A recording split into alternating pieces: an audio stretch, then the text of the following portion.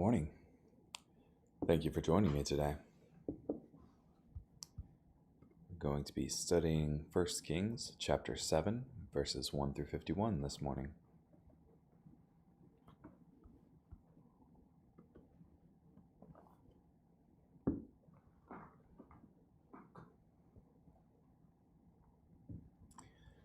Solomon took 13 years to build his palace. He named it the Palace of the Lebanon Forest.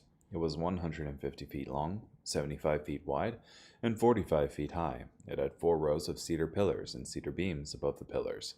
The roof above the beams, supported by the pillars, was also made of cedar. There were 45 beams, 15 per row. There were 3 rows of windows, arranged in sets of 3. All of the entrances were rectangular in shape, and they were arranged in sets of 3. He made a colonnade, 75 feet long and 45 feet wide. There was a porch in front of this, and pillars and a roof in front of the porch. He also made a throne room, called the Hall of Judgment, where he made judicial decisions. It was paneled with cedar from the floor to the rafters. The palace where he lived was constructed in a similar way. He also constructed a palace, like this hall, for Pharaoh's daughter, whom he had married. All of these were built with the best stones, chiseled to the right size and cut with a saw on all sides, from the foundation to the edge of the roof, and from the outside to the great courtyard. The foundation was made of large, valuable stones, measuring either 15 feet or 12 feet. Above the foundation, the best stones, chiseled to the right size, were used along with cedar. Around the great courtyard were 3 rows of chiseled stones, and 1 row of cedar beams, like the inner courtyard of the Lord's temple, and the hall of the palace. King Solomon sent for Hiram of Tyre. He was the son of a widow from the tribe of Naphtali, and his father was a craftsman in bronze from Tyre. He had the skill and knowledge to make all kinds of works of bronze. He reported to King Solomon and did all the work he was assigned. He fashioned 2 bronze pillars. Each pillar was 27 feet high and 18 feet in circumference. He made 2 bronze tops for the pillars. Each was 7.5 feet high. The lattice work on the tops of the pillars was adorned with ornamental wreaths and chains. The top of each pillar had 7 groupings of ornaments. When he made the pillars, there were 2 rows of pomegranate-shaped ornaments around the lattice work, covering the top of each pillar. The tops of the 2 pillars and the porch were shaped like lilies and were 6 feet high. On the top of each pillar, right above the bulge beside the lattice work, there were 200 pomegranate-shaped ornaments arranged in rows all the way around. He set up the pillars on the porch in front of the main hall.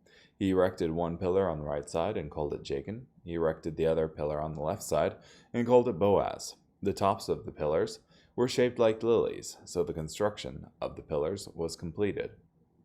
He also made the large bronze basin called the Sea. It measured 15 feet from rim to rim, was circular in shape, and stood 7.5 feet high.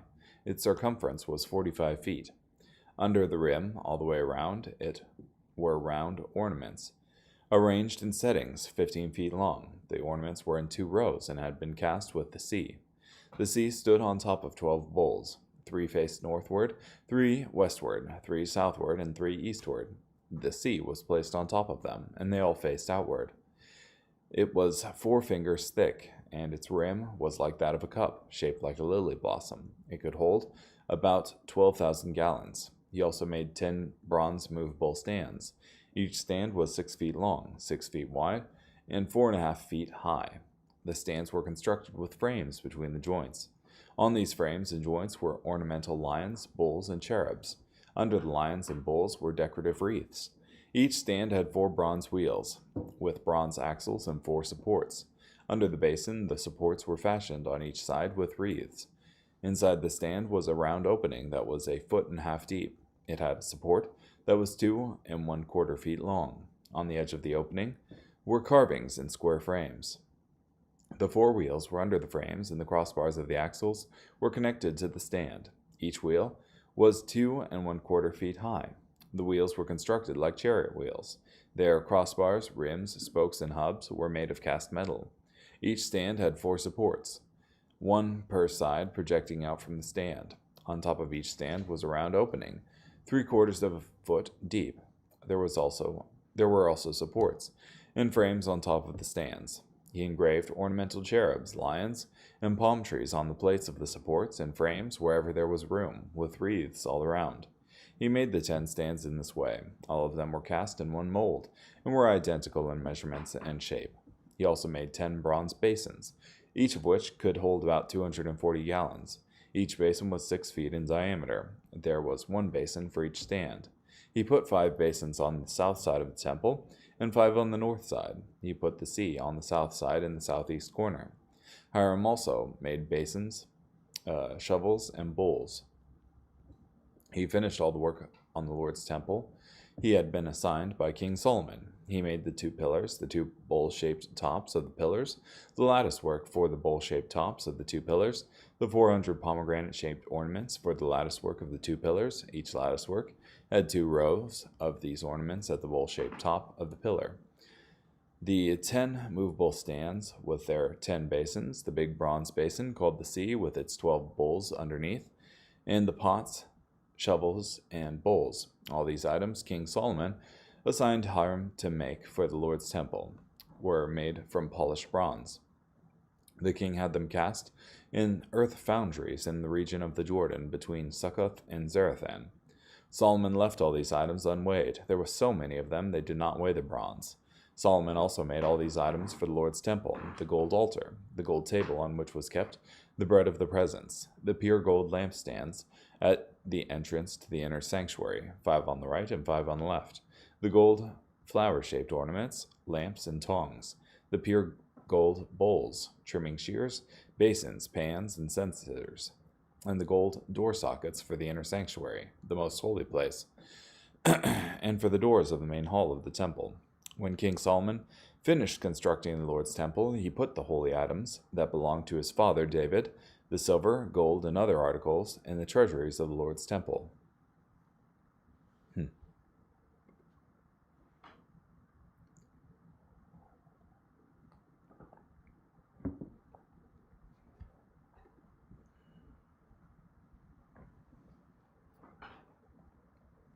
So there you have the physical dimensions of Solomon's palace.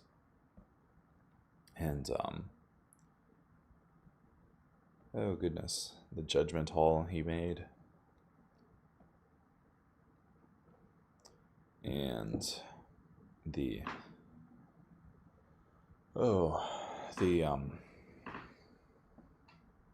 tools used in the temple service, along with all the cast work. So you have the pillars, which were gigantic, along with the sea, which is this giant bowl that the priests would use for, I think, washing.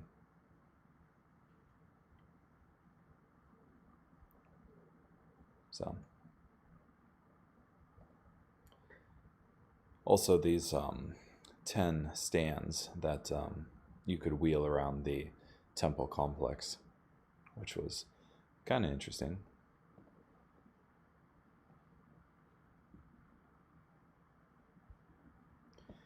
Okay, carrying on. Acts chapter 7. Yeah, certainly artistic. Verses 30 through 50. Also, I don't even know how you could make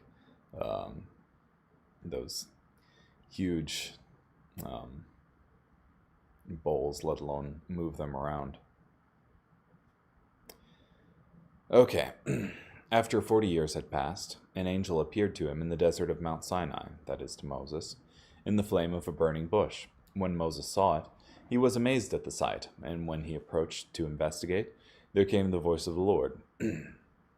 I am the God of your forefathers, the God of Abraham, Isaac, and Jacob. Moses began to tremble, and did not dare to look more closely.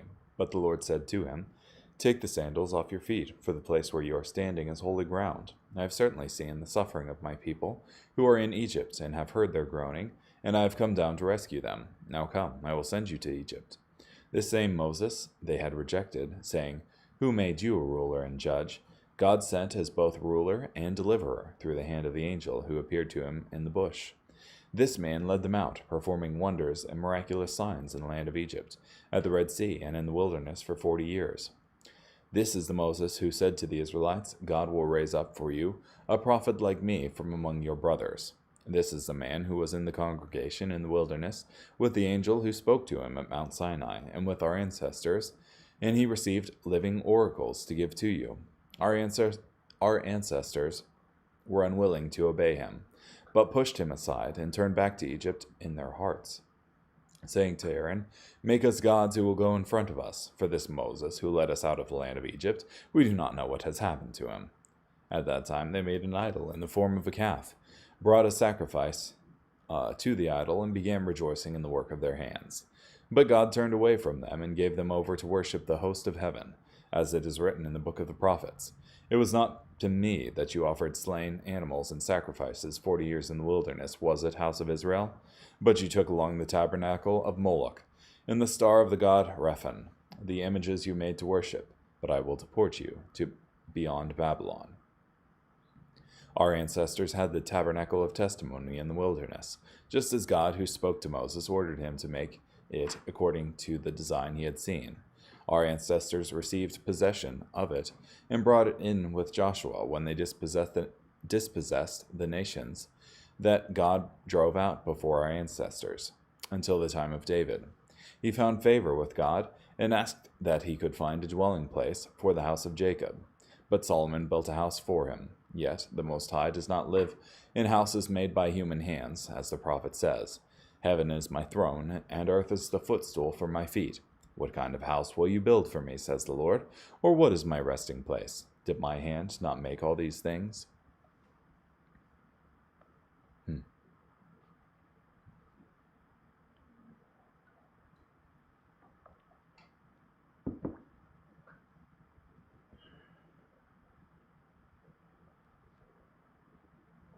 Yeah. So just as Moses was initially rejected by the people, but God sent as both ruler and deliverer through the hand of the angel who appeared to him in the bush. And just as Moses led them out, performing wonders and miraculous signs, so too Jesus was rejected by men, but God set in a position of authority in that all judgment ultimately belongs to Jesus. And during his earthly ministry, he was performing wonders and miraculous signs in the land of Israel. So,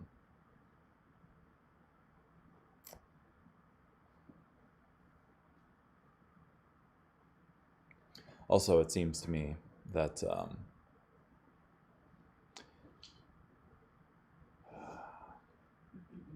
that Stephen has heard extensively about what the Lord Jesus taught while he was on earth, in that he specifically mentions the passage in 7:32 that I am the God of your forefathers, the God of Abraham, Isaac, and Jacob. The same passage that Jesus mentioned regarding the fact that those who die in Christ are not dead, but alive. That is, I am the God of your forefathers. Not I was. So.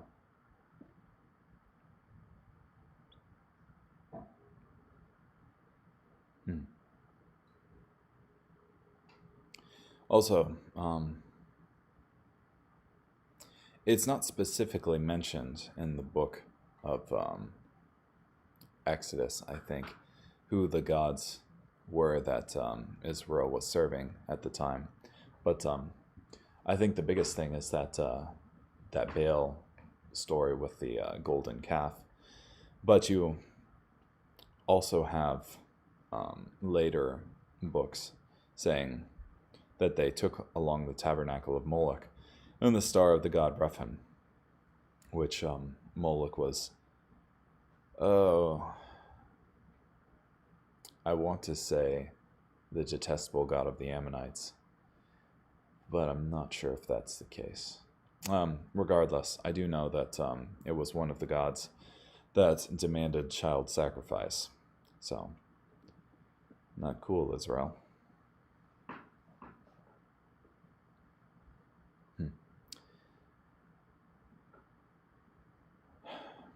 Yeah, and it's going through the part that we're going through now with First Kings, and that Solomon built a house for God.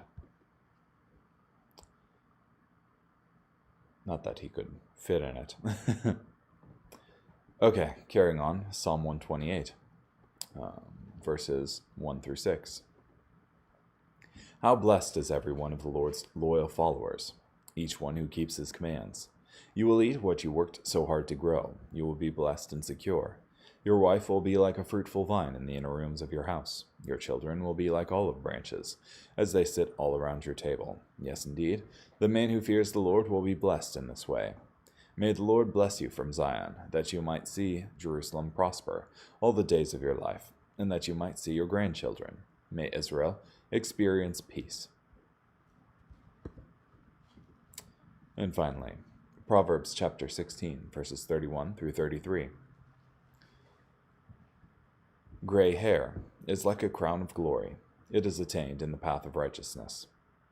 Better to be slow to anger than to be a mighty warrior, and one who controls his temper is better than one who captures a city.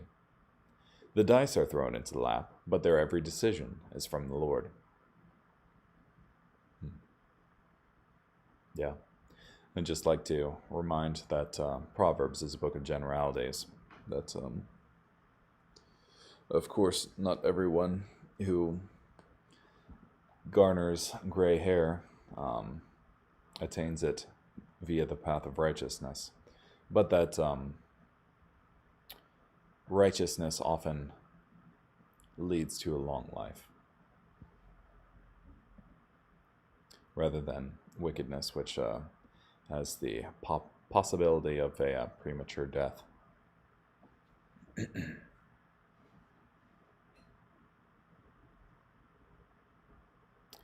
Interesting that anger is spoken of so harshly here. Better to be slow to anger than to be a mighty warrior, and one who controls his temper is better than one who captures a city. So, very valuable to have that self-control. And always think verse 33 is fun. The dice are thrown into the lap, but their every decision is from the Lord. Well, thank you so much for joining me today. Hope you have a great day. Bye.